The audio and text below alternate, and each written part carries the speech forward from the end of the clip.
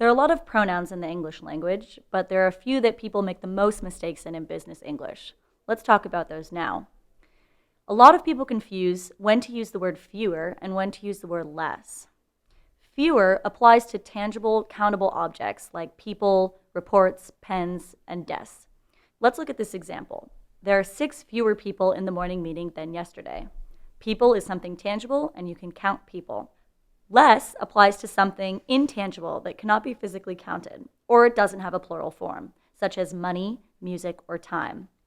Let's look at this example. John has been working at Dockstock for less than 2 years. Years are a form of time, and years are intangible. They're not something that could be touched or held. So in this case, we use less. Other pronouns that people have problems with are who and whom. I see mistakes with this a lot, and people often ask me how to use this properly. Who refers to the subject in a sentence, and whom refers to the object. Let's look at this sentence as an example. Laura reprimanded Gary. The subject of this sentence is Laura, and the object is Gary.